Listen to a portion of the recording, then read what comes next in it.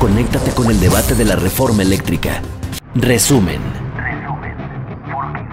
Foro 15. Cambio constitucional para nuevo sistema eléctrico y su régimen transitorio. Competencia en la adquisición de energía del sector privado para abastecer el servicio público de electricidad. Pues bienvenidos a todos los que hoy están aquí. La Cámara de Diputados les agradece mucho su presencia.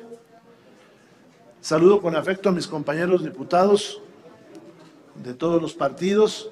Creo que hoy va a ser una buena jornada de trabajo. No contempla necesidades específicas de diversas tecnologías o consumidores. Un ejemplo es la cogeneración. No hay la posibilidad de desarrollar proyectos de alta eficiencia energética que generen calor o vapor y electricidad de manera combinada. La propuesta tampoco abona sobre necesidades futuras de una red eléctrica inteligente, el desarrollo de microredes, almacenamiento de energía, que es lo que están haciendo los países de Europa o escandinavos, generación distribuida, acceso a redes, sistema de hidrógeno y captura de carbono, entre otras. Tenemos que revisar la propuesta de hacer o no un cambio constitucional. Yo, en representación de Canacintra, no estoy de acuerdo en que se toque la Constitución para este tema por querer dejar un legado político, porque vamos a entorpecer la llegada de inversiones futuras y las necesidades del pueblo de México. La discusión se debe enriquecer, y con esto cierro, con elementos técnicos, económicos, ambientales, jurídicos y sociales, más que políticos o ideológicos que en ocasiones se han esgrimido.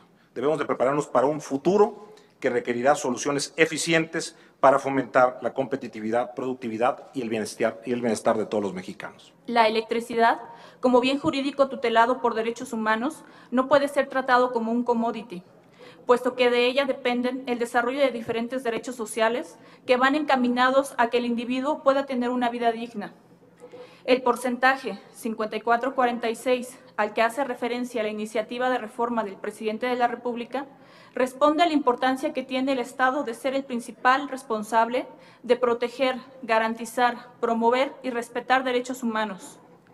Dichas obligaciones se encuentran contenidas en el artículo 1 de nuestra Constitución, en la Carta de las Naciones Unidas, en el Pacto Internacional de Derechos Civiles y Políticos e incluso en la Observación General 31 adoptadas por el Comité de Derechos Humanos. La reforma constitucional publicada el 20 de diciembre del 2013 incorporó 21 artículos transitorios, los cuales dan operatividad y certeza al contenido de los artículos 25, 27 y 28 constitucionales.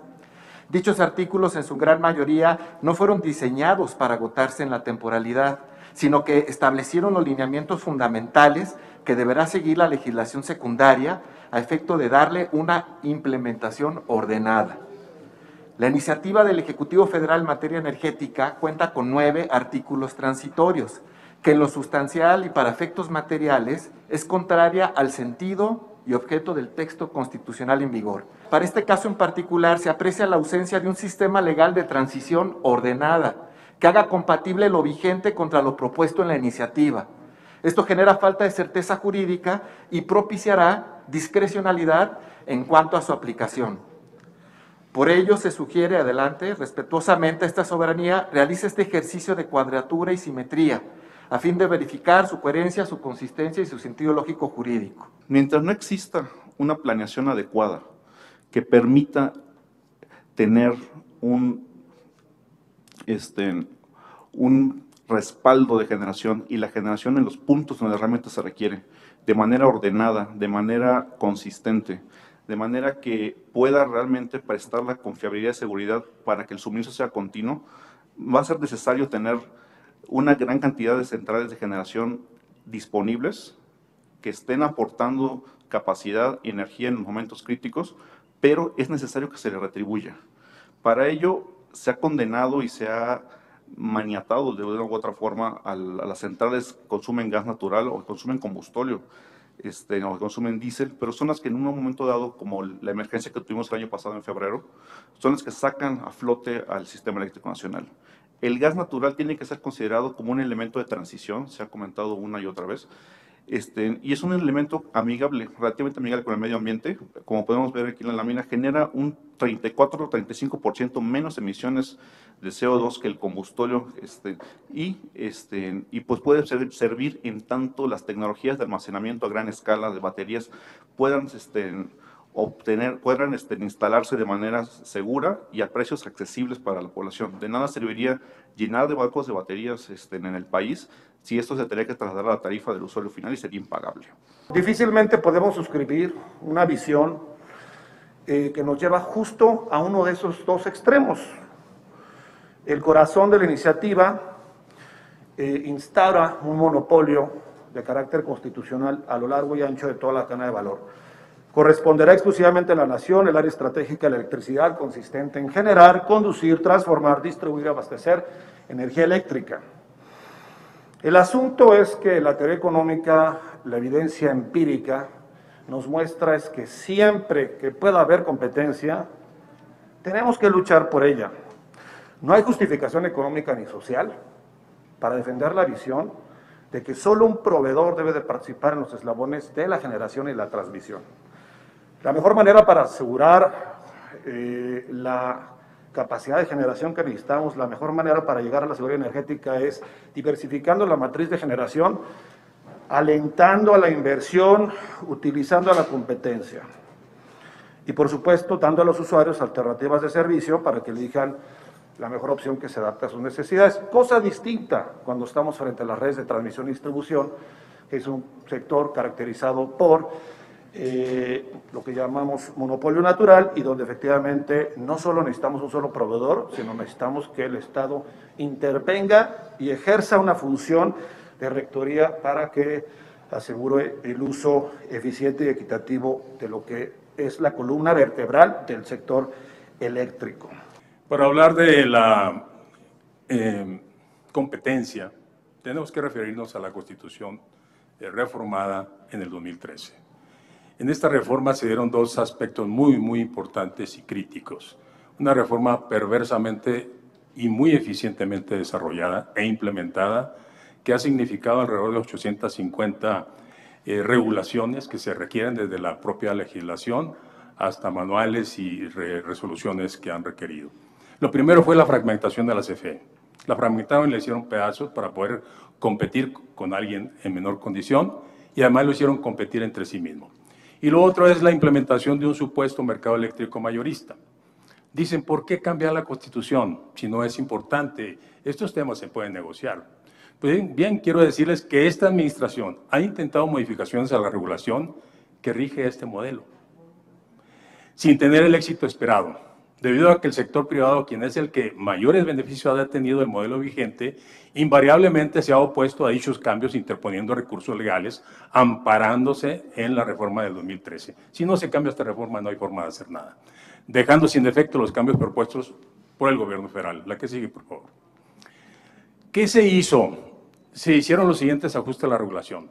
La política de confiabilidad, los certificados de energías limpias para la generación limpia de CFE, programas de desarrollo del Sistema Eléctrico Nacional, PRODECEN, fundamental para el sector eléctrico, actualizaciones del costo de servicio de transmisión, porteo en tecnologías convencionales, renovables e intermitentes, programa sectorial, acuerdo modificatorio del contrato legado, medidas de contención a la resolución 1094. ¿Cuál fue el resultado? Amparos, amparos y amparos. ¿Cuál sería el mecanismo de implementación de esta iniciativa, toda vez que a todas luces se prevé que exista un gran número de amparos contra esta ley? Mire, es un galimatías el aplicar esta reforma porque justamente a la entrada en vigor se cancelan todos los contratos. Habría que bajar el switch de todas las centrales privadas, incluso si atendemos a lo que se dice, incluso aquellas que tienen contratos con la propia comisión y contratos de largo plazo que se han heredado justamente, contratos legados. Lo que nos están diciendo es que no son viables, pero tristemente cuando se debate dicen esta no es expropiatoria y no se va a expropiar ni un solo tornillo. Se me hace muy grave que se quiera atentar contra un derecho. Un juicio de amparo es un juicio de garantías constitucional y cualquier persona física o moral que se sienta violentado en sus derechos puede acudir a él. Esto no nos debe de asustar. Si hay una lógica jurídica y hay un verdadero Estado de Derecho, entonces el Estado mexicano debiera de cuidar el que no se le estén amparando. Si hay amparos y los están perdiendo es porque justamente esto no tenía ni pies ni cabeza. ¿Cómo podría inhibir la inversión este proyecto de reforma y si ustedes lo tienen realmente cuantificado? Y por otra parte, si este proyecto de reforma realmente está en contra de la competitividad de nuestro país, ¿cómo podría impactar en la competitividad de las empresas que ustedes representan? ¿Y qué impacto podría tener, digamos, en los costos de la industria? Miren, lo que se estima que se tiene invertido en el sector eléctrico por parte privado son 44,000 millones de dólares. Esto sería lo que está, la afectación de tener la aprobación de esta iniciativa en sus términos. Y yo creo que no nos debiera extrañar que hubiera no los miles de amparos que se presentaron, sino muchos más, de aprobarse nuevamente en sus términos esta iniciativa. Se ha calculado que la electricidad nos pudiera costar un 35% más aproximadamente. Lo que aquí se apruebe tendrá un impacto directo en el bolsillo de los mexicanos. ¿Me podría decir por qué, ante la iniciativa que promovió nuestro gobierno en esta línea precisamente, la respuesta de los privados fue ampararse? Ya nos daban cuenta que van 4,250 amparos. Las últimas reformas, desde el acuerdo del SENACE, el acuerdo de CENER de confiabilidad, la reforma a la ley de la industria eléctrica, la ley de hidrocarburos, lo que ha adolecido como patrón común ha sido que es contraria a los artículos 25, 27 y 28 constitucionales, pero principalmente fundado en los transitorios. Por eso han dado la razón temporal. Esto no es una razón definitiva. ¿Quién se ha beneficiado en mayor proporción del esquema actual del mercado eléctrico? ¿La población más vulnerable o el sector privado? ¿Qué beneficios sociales ha traído a las comunidades marginadas, tanto municipios y población en general, al ver que no baja la luz? Quienes se han beneficiado de este esquema, que hoy está vigente por la reforma de 2013, en mayor proporción son las empresas. Las empresas, hay 4 grupos empresariales muy importantes en el país: Iberdrola, Savi, Naturgy y Mitsui y Enel. En estas 5 empresas que acabo de enumerar o nombrar, prácticamente se va el 60% de la energía privada. Es necesario, de verdad, a la luz de esta reforma que se hizo a la ley de la industria eléctrica hace un año, en febrero del año pasado, el reformar artículos de la Constitución para poder evitar los abusos? Hoy por hoy, en mi calidad de académico, me diría: oye, Miguel, ¿puedes dejarlo tal cual? La respuesta es sí, déjalo tal cual. Modifica la ley reglamentaria. Ve los puntos, porque como decía en el punto de los transitorios, me preocupa a mí mucho que cuando entren los 9 transitorios, los 21 se desbordan. Y los 21 transitorios no son temporales, son permanentes. Entonces vamos a ver una contradicción fuerte. Y para mí, ese sentido sería un apagón de carácter jurídico. Yo creo que no es necesario hacer una reforma constitucional.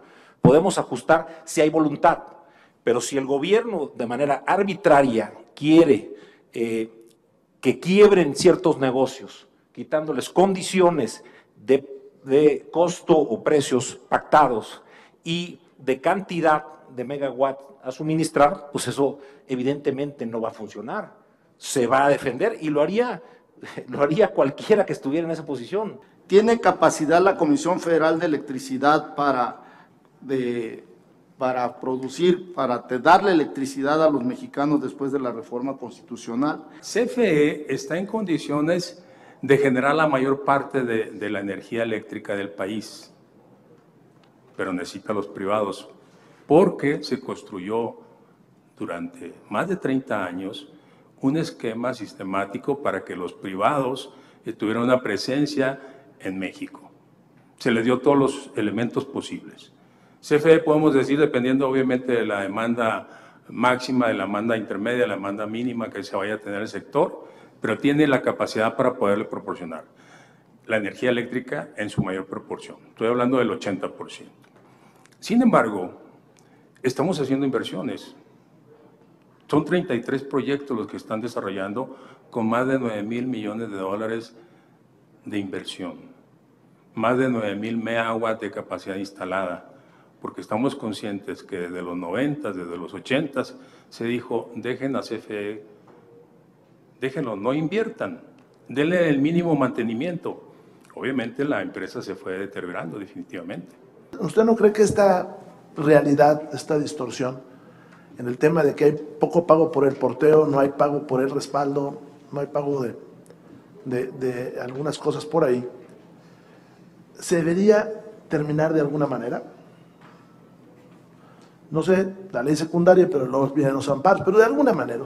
Me gustaría saber si ustedes están dispuestos a que esa parte se termine.